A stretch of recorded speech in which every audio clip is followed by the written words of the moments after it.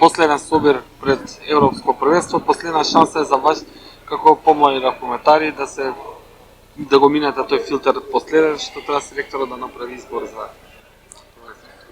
Па добро, да, имаме голема шанса пак ние младите на овој собир и секако дека мора да дадеме наш максимум, не 100, него 120% и да се бориме да искористиме таа наша шанса што ни ја дава селекторот. Следат 2 меча со Кувајт, после следи трофеј Карпати.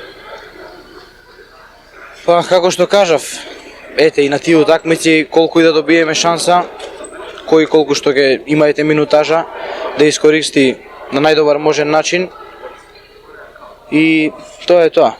Да дадеме се од себе, кажав, 120%, не 100, него 120% и да се бориме за секоја топка.